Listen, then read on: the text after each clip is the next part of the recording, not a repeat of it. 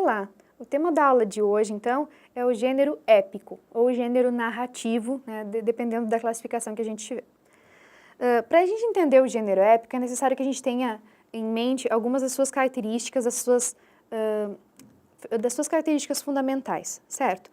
A gente vai ter, então, o gênero épico como aquele em que predomina a essência da apresentação, a gente apresenta fatos. E para essa apresentação, fatos ou dados, né? Para essa apresentação há que se ter um certo distanciamento.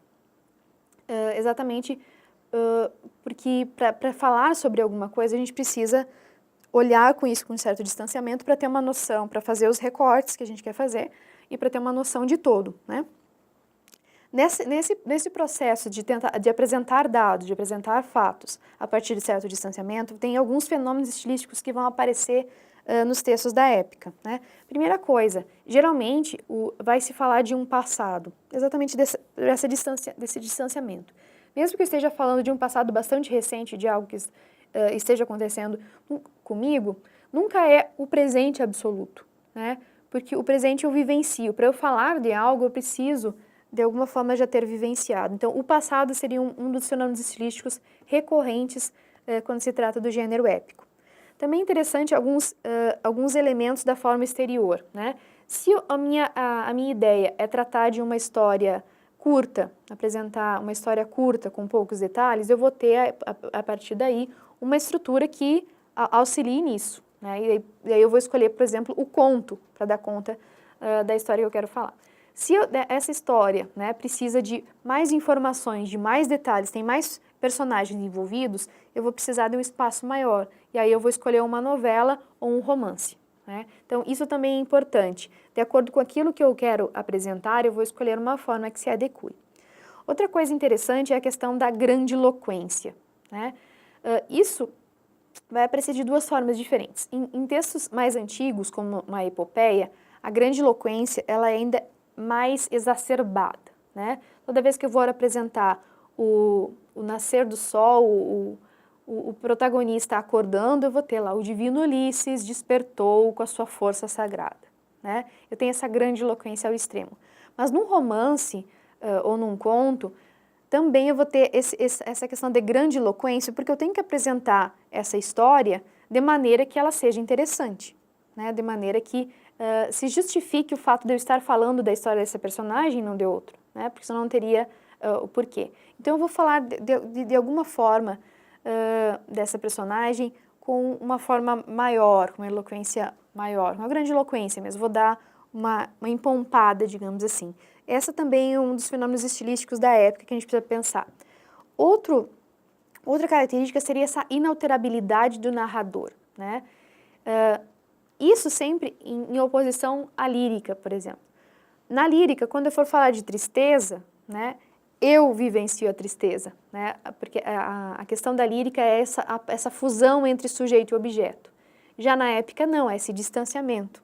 Então, se eu falar de tristeza, se eu falar de Deus e se eu falar de amor, eu vou ter uma espécie de inalterabilidade, né? O narrador vai ter uma espécie de inalterabilidade. Ele vai falar de todas as coisas do mesmo modo. É claro que há aí nuances, né? E ele vai fazer uma escolha diferente de palavras para falar disso e, de repente, demonstrar que ele também está sensibilizado com alguma coisa que ele está falando, mas isso vai ser mais tênue, né? De modo geral, ele precisa apresentar os fatos de maneira o mais neutra, entre aspas, possível. Também é interessante, quando a gente pensa em gênero narrativo ou gênero épico, a questão do desenrolar progressivo, né? Porque a gente tem ações que vão se suceder. Mesmo que eu escolha um ponto da narrativa em que muitas ações já tenham acontecido e eu comece a falar delas depois, né? Mesmo que essa ordem cronológica não seja seguida, há um desenrolar progressivo na forma como eu vou apresentando essas ações. Isso é uma característica que está no gênero épico e não necessariamente vai estar no gênero lírico e no dramático. Também é interessante aqui que eu posso escrever um romance em que as unidades não confluam todas para o mesmo fim, como acontece no gênero dramático, né? Eu posso ter capítulos, por exemplo, de divagações. Quem é leitor de Machado de Assis sabe que a gente tem alguns capítulos, inclusive que ele brinca com isso. Olha, cara leitora, se você não quer saber sobre o emplasto que eu criei, pode pular esse capítulo, né? Porque exatamente uma das características do gênero épico é essa a autonomia das partes, né? Cada capítulo tem valor em si, né? Então ele pode ser lido sozinho, digamos assim, ele tem um valor completo, né? E ele vai ter um valor dentro desse todo que é a narrativa, seja ela da epopeia, do romance ou do conto, né? Principalmente aqui pensando em epopeia e no romance. E outra característica que é interessante para a gente pensar também é a questão da narrativa e da ação, né? Trata-se de uma sequência de ações que são narradas, né? E aí a gente precisa prestar atenção em alguns elementos da narrativa para a gente poder fazer uma boa análise de narrativa, né? Uma análise literária. Então a gente precisa pensar quem é que são os personagens envolvidos nessa ação, qual a história que é contada, então a gente tem a questão dos personagens, a questão do enredo, né? Em que tempo se desdobra isso, se passa-se um mês, se passa-se um dia, né? Se há um tempo diferente dentro da cabeça do protagonista e o que ele vivencia, que isso é possível também, principalmente no romance moderno. A gente tem uma ação que dura, por exemplo, umas 3, 4 horas e o protagonista pode repassar na cabeça dele toda uma vida, né? Então isso é possível. Como é que aparece o tempo no romance, no conto, na epopeia? Isso também é uma coisa que a gente precisa prestar atenção na questão da análise da narrativa. E a questão do espaço. A mudança de espaço, né? E aí a gente vai perceber que há algumas formas da épica que se propõem mais essas grandes mudanças de espaço, como a epopeia e o romance, né? A grande epopeia que a gente tem como exemplo é a Odisseia, em que a gente tem esse protagonista que se encontra na ilha de Circe, já anos depois de ter findado a guerra para a qual ele partiu, né, para lutar, e esses vários lugares pelos quais ele já passou e pelos quais ele ainda tem que passar para retornar ao lugar de origem dele, que é Ítaca, né, o seu destino, o seu lugar de destino, onde está sua família, onde está as suas posses, e aí vai, né. Então, a questão do espaço também é uma coisa importante, mas na epopeia e no romance a gente vai ter uma possibilidade maior desse deslocamento espacial do que num conto, né. Por isso que uma das características, como a gente viu, é essa questão de que deve haver uma relação entre aquilo que eu quero contar e como eu vou contar, né? Se eu vou contar uma história mais sucinta, eu vou escolher o conto. Se eu vou contar uma história com mais detalhes, em que haja mais diferença de espaço, mudança de espaço, eu vou escolher um romance ou uma epopeia. Então, para analisar uma narrativa, seja ela uma epopeia, um romance, uma novela, um conto, eu preciso então olhar para o protagonista, o personagem principal e os demais personagens que estão ali influenciando nas ações, quais são as principais ações, como é que elas se organizam no enredo, como aparece o tempo, como aparece o espaço e quem que apresenta essa história para a gente, né? Porque dependendo do narrador, a gente vai ter toda uma diferença para a interpretação. Uma das grandes obras abertas que a gente tem na literatura brasileira é Dom Casmurro. E o grande motivo dessa obra continuar aberta, a gente ter ali a possibilidade ou não da traição da Capitu, é exatamente o fato de a gente ter um narrador ciumento falando, né? Então, para esse narrador ciumento, a traição é certa. Mas a gente pode confiar num narrador ciumento, né, em que a sua própria visão fica ali turvada pelo ciúme? Então, essas são coisas que a gente precisa observar quando a gente está analisando uma narrativa. As principais formas narrativas que nós temos, né, as principais espécies do gênero épico, então, seriam a epopeia, o romance, a novela e o conto.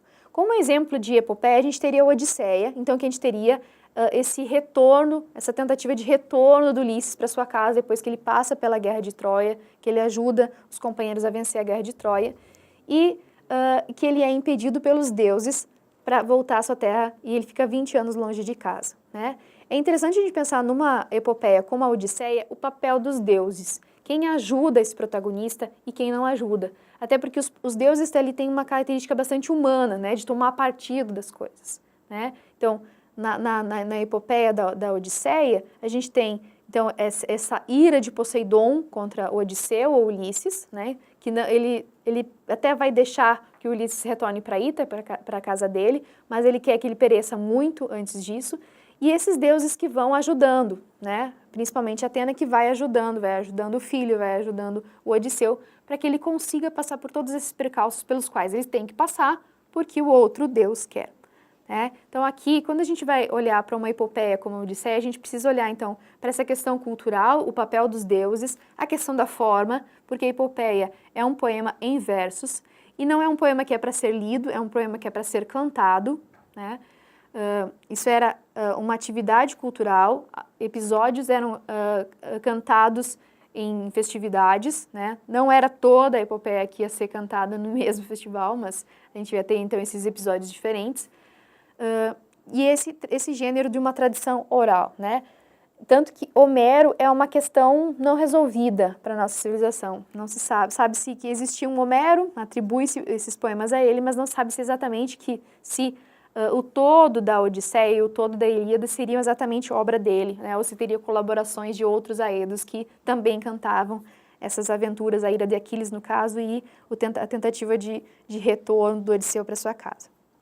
Como exemplo de romance, a gente teria Os Sofrimentos do Jovem Werther, que é uma narrativa do século XVIII, do momento do pré-romantismo, de um movimento que se chama Sturm und Drang, né, tempestade e ímpeto, então que inaugura, digamos assim, essa estética romântica, né, num período pré-romântico, ainda no século anterior, mas inaugura essa estética romântica exatamente por esse derrame lírico, desse derrame de sentimentos, esse protagonista que é totalmente guiado pelas suas emoções, né?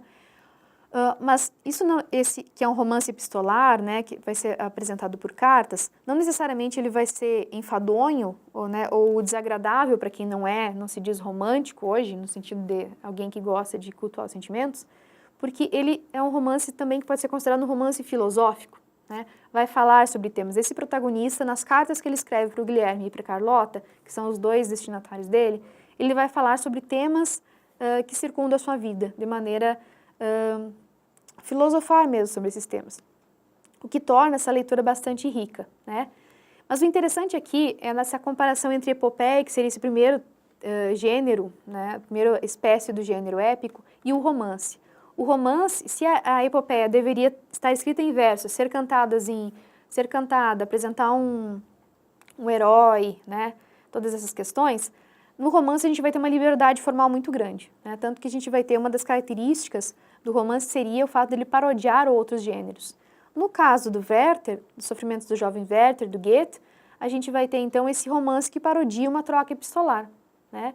Mas a gente percebe ali que há a presença de um editor que está organizando esses dados, essas informações que não estão nas cartas que o Werther escreveu para o Guilherme ou para a Carlota, né? Então, isso é bem interessante, essa liberdade formal é uma das características desse gênero acanônico, que é o romance, que vai ser bastante discutido no texto Epos e Romance do Mikhail Bakhtin. Outra espécie do gênero épico que nos interessa seria a novela. A novela seria uma espécie de narrativa mais curta, com menos personagens, né, com um enredo um pouco menos complexo do romance. Um exemplo de novela seria A Metamorfose, do Franz Kafka.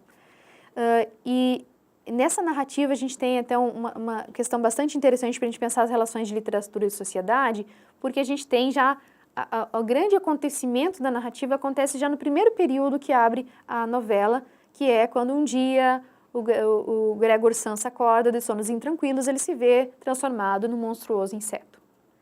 E a partir daí, a gente imagina um monte de coisas que poderia passar na cabeça desse Gregor Samsa, mas a gente percebe que a grande preocupação dele é o atraso para o trabalho, é o fato dele chegar atrasado ou não conseguir ir trabalhar, né?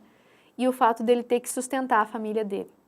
Então, a grande questão que a gente se coloca aqui, e a narrativa, né, a narrativa de uma forma geral vai ter esse papel, é da gente questionar algumas coisas que para nós são cotidianas, né? O trabalho é importante, todo mundo sabe que o trabalho é importante, mas o trabalho é a única coisa que faz da gente um ser humano, né?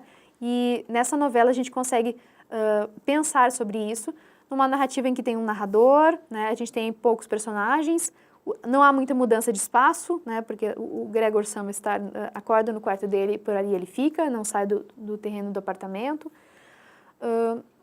Então, uma novela, né? A gente tem uma história com uma complexidade de enredo menor, no sentido de menos movimentos de espaço e de tempo, mas nem por isso menos importante enquanto temática, enquanto desenvolvimento da narrativa mesmo. Por fim, a gente poderia falar do conto, né? Um exemplo de conto que a gente teria seria o conto A Casa Tomada, do Julio Cortázar, esse argentino.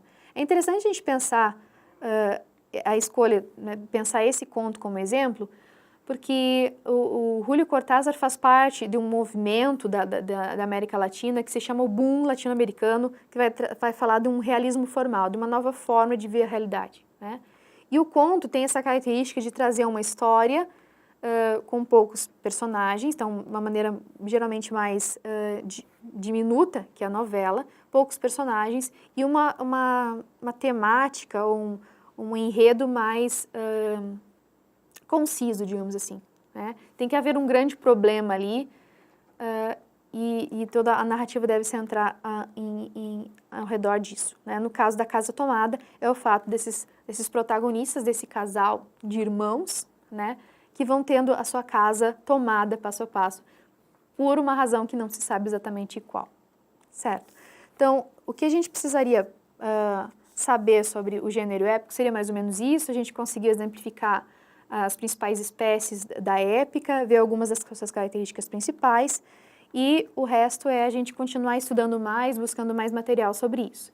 Eu espero que essa aula tenha sido proveitosa, bons estudos!